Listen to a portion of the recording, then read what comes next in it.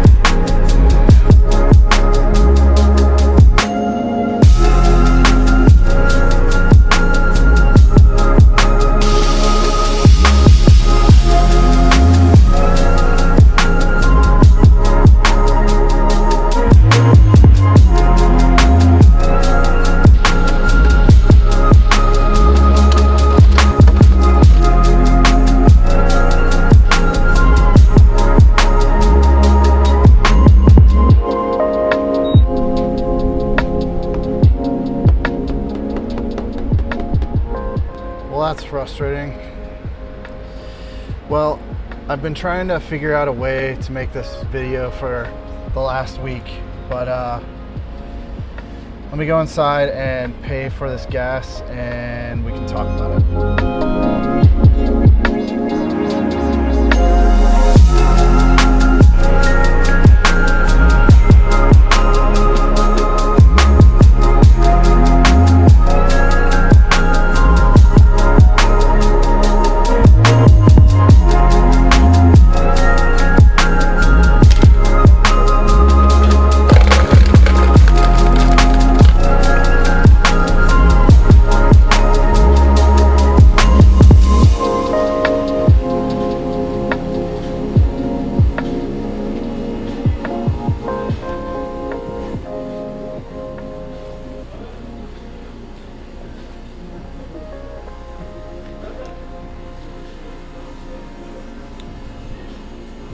One second. Also shout out 7-Eleven. 59 cents for a big gulp. Is this legal?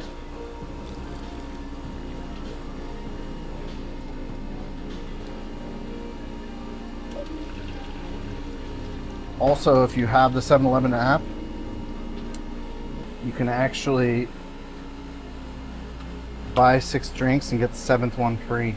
It's kind of sick. So they end up being like 50 cents a piece.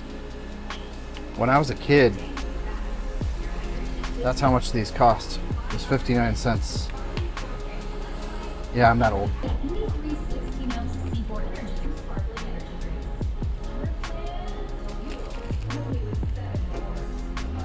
Sweet. All right. So also, I need to get $60 on 3. How come the pumps don't work with the tap to pay? No, sometimes you have phones on here. Awesome. Thank you very much, sir. Thank you. Sweet. You have a great one.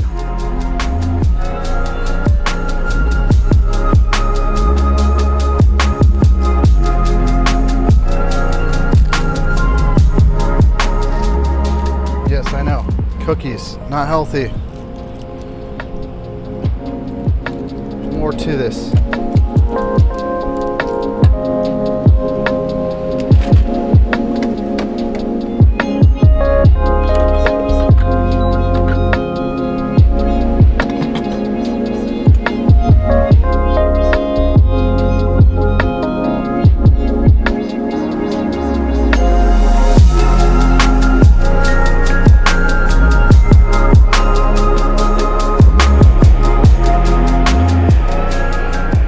How strange is it that life just keeps moving on? People can pass away, animals can pass away, life just keeps going. No one stops for any of that. If you were to pass away, your job will just hire somebody the next day or a week later. Your routines keep happening, work keeps happening, groceries. But to you, when you lose someone or something, everything always just feels different.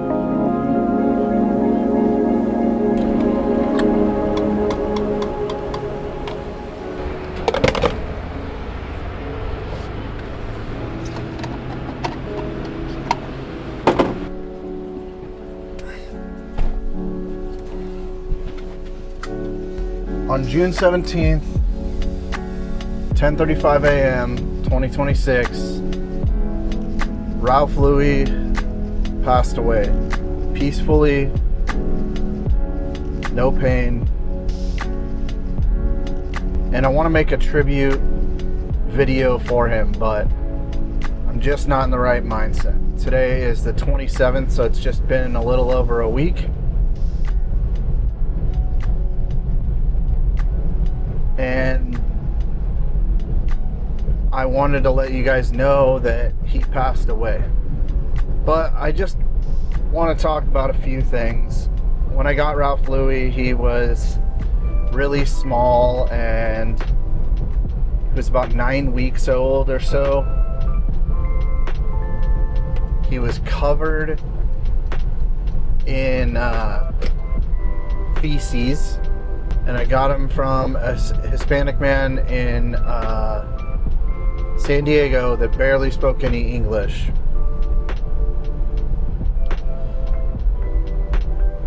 When I got Ralph Louis, the reason why I named him Ralph Louis was after a stunt riding trick.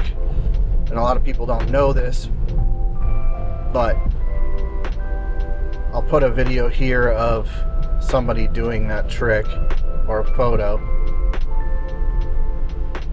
And it was something that I always wanted to do, and I always wanted a dog. And I told myself, once I'm able to do a Ralph Louis, I'm gonna get a dog, and I'm gonna name him Ralph Louis. I don't know why, but that was just in my head, and I was dead set on it. And in 2017, I picked Ralph Louis up.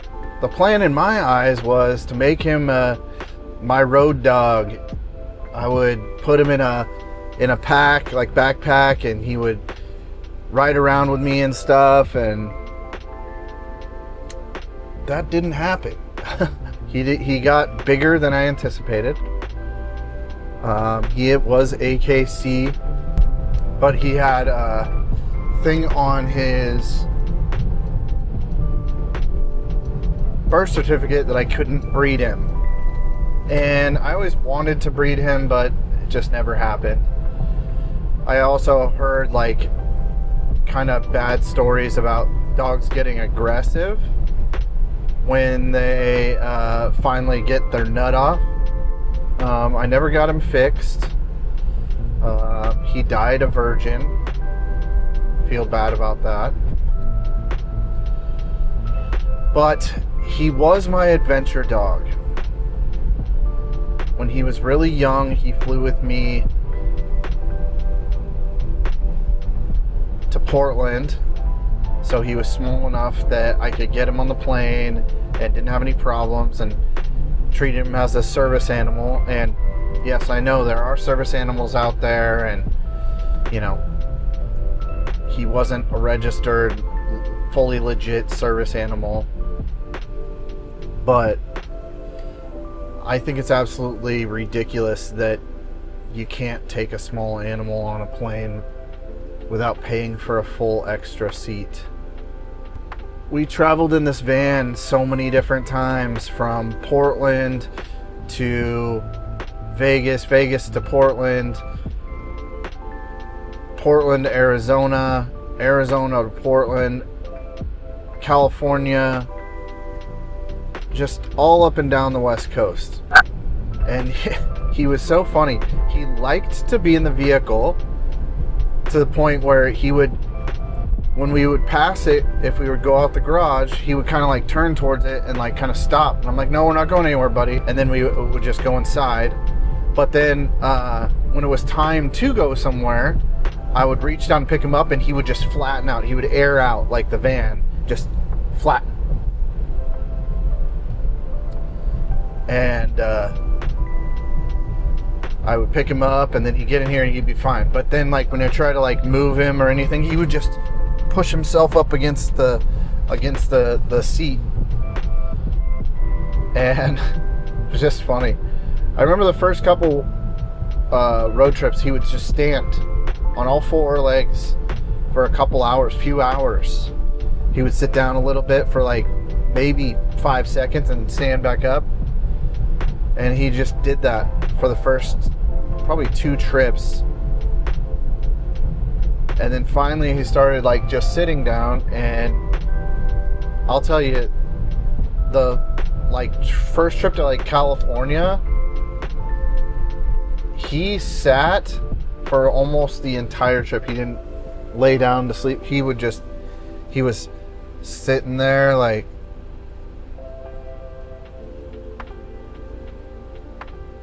it was pretty funny. One thing that he did that I'll just never forget. I lived in Las Vegas, and I had a 2-bedroom apartment. Ended up getting a roommate for a short period of time, for actually quite a decent amount of time, but I lived there before I had a roommate. Roommate moved in, but he moved in before I got Ralph Louis, and he had this bad habit of coming inside but not closing the door all the way. It was really fucking annoying. And he came in one day and just left the door open, and Ralph Louis saw the door was open, and he kind of like looked at me, looked at the door, and just took off. And I was like, shit, and I took off. I ran as fast as I could. I could barely keep up with the dog. He ran for like 4 minutes non-stop around the apartment complex, out and around. Every time he'd come to a corner, he'd kind of slow a little bit and just tear off. And I finally like got him, and he like knew he was in trouble at first, and then he was just like like happy panting, not like exhausted panting, but panting like just happy. And he was like this big at the time. When full adult, he was just like this big. It was hilarious afterwards, but during the time I was yelling and screaming at him. I'm like, stop, stop, stop. I was worried because it was nighttime, so I was worried he was going to come around a corner because he was running in the road a little bit. But I was and he ran across like some roadways, not like main roads, but like I lived in a gated complex, so that was a lucky part. But I was just worried that he'd get run over, and that was stressing me out. I genuinely think he could understand quite a few English phrases, because I would say stuff to him and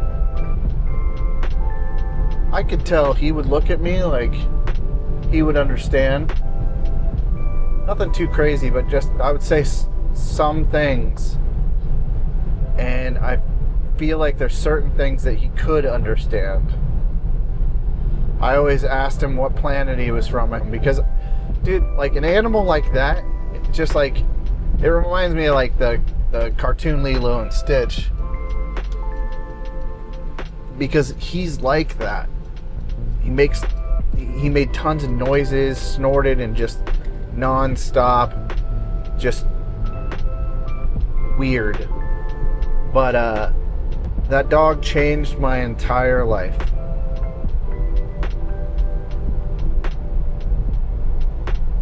I slowed down with traveling, with event planning, with everything. He taught me how to love something. Something I always worried about was, if something was to happen to me, who would know to go and pick up Ralph Louis and take care of him? I told a couple people, like, if they ever heard about something bad happen to me, you know, get a hold of my buddy Adam, or if I was up in Oregon, I would have somebody up there. But I didn't really have a very good plan when it comes to that. The one thing that I would read or hear a lot that always stuck in my head was, a dog's only a small part of your life, but you're their whole entire life. And I definitely took him for granted. But up towards the last probably 3 or 4 months, I definitely knew that my time was limited. He got sick and had potential prostate issues, teeth issues, just so many different things. And it was going to take him going under, like sleep, going and why can't I think of the name, but basically going to sleep and getting his teeth fixed to then also, while he's under them, to fix him, so take his balls, and then after that we look and see how he heals and how things go. But there's a scale, like a numbered scale, of if your dog will survive going under. And I think it was like up to 900 or something, and Ralph Louis was like 10 points away from being out of it, and it's like a 500 point scale or something like that. But huge dramatic numbers, and he was 10 points away from not being a smart move. And the doctor was like, I just had a dog almost die on me, a puppy French Bulldog. It's anesthesia. Why couldn't I think of that? From going under on anesthesia, and she had to revive the dog. And her worry was he would die on the table. And so, I paid $1,000 to get just some pain meds and some regular meds, or some antibiotics for him. And I knew from that moment forward that if I didn't spend, $5,000-$10,000, that his days were numbered. The other thing is I could have spent that $5,000, $3,000, $2,000, whatever, initially, and then he could have passed away on the table, and I still would have had to pay that. And I didn't want him to live in pain. So I talked to a lot of people about it. I made a couple videos touching on it, and I just decided that if he was going to be in pain, that he's going to have to go to sleep. And he made a miraculous recovery. He got really better, and he was starting to play and just kind of be close to himself again. And that was, I think, in March when that all happened. And I thought, great, I'll have another 6 months, a year, and then we can kind of look at this more. But his birthday was on the 15th, and I noticed on his birthday that he kind of was just breathing a little bit more louder than normal. And it seemed a little bit forced. But I was like, doesn't sound too far off.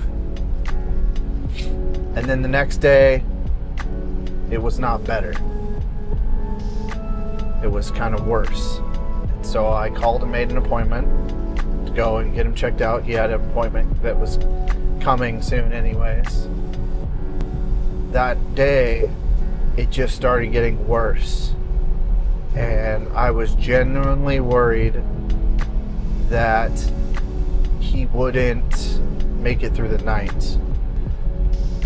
It just wasn't great, and I was really worried, and I kind of realized that night before I went to bed that it was probably the last night I'd have him. The next morning, I said, you know what, I'm just going to give him a bunch of love. Try not to be emotional.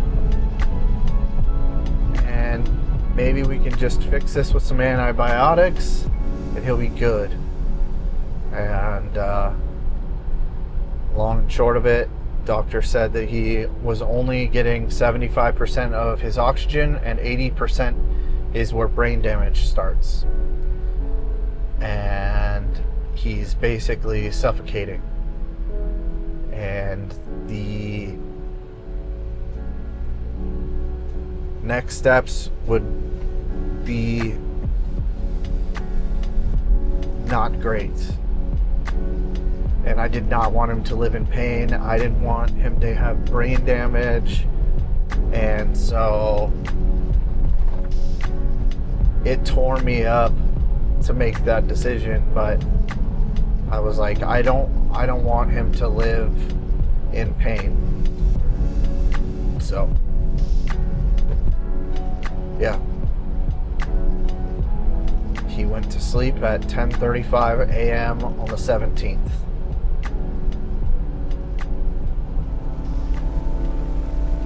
And life has been different ever since.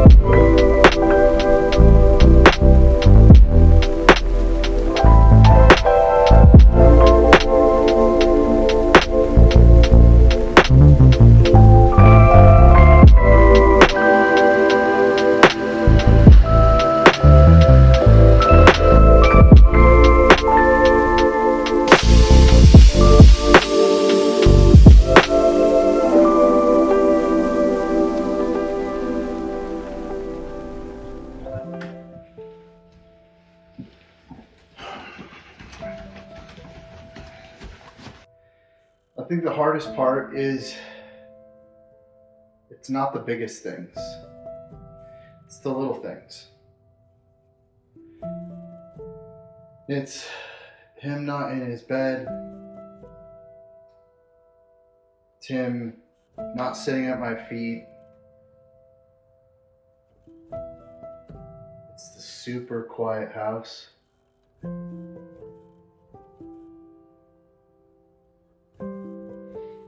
I catch myself almost saying his name, like, Ralph Louie, hey, come here. Hey, come now. Ralph, come here.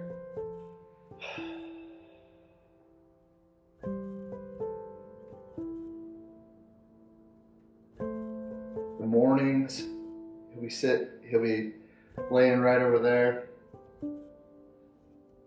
or right here, or in his bed, or downstairs in his bed. The last month or so, about a quarter of the time he would be downstairs in his bed down there. When I get up to go on a walk in the morning, first thing I do is let him out to go pee. Just, he's so intertwined into everything I do. Not a day goes by that I don't miss him. If you guys have ever lost an animal, I feel your pain. It is at times way worse than losing a human. I know at some point here I will make I'm not crying, I'm just itching my eye. I know at some point here in the future I'll make a video about Ralph, just like all of the thousands of photos and videos I have of him. But I'm just not there yet. And I wanted you guys to know, and I appreciate you guys that have ever commented on Instagram, on photos, videos, so on and so forth. I really miss my little buddy, and I'm just trying to figure out what the next chapter of my life is. And I know that if he was capable of saying something or expressing something, that he would want me to not be sad and not be upset. And yeah, when I'm a little bit more comfortable and not so close to tearing up, I'll talk about all the great things and all the stories and show you guys all the fun stuff. The stuff that I should have shared that I maybe shared in stories.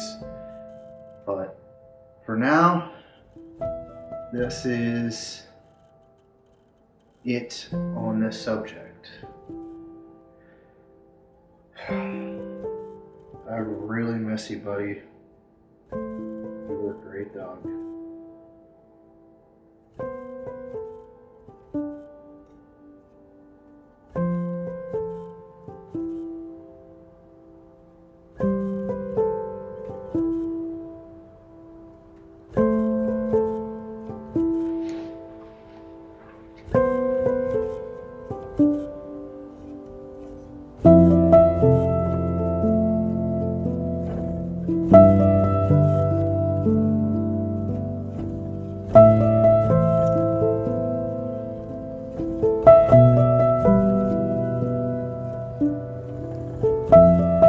I miss you, buddy.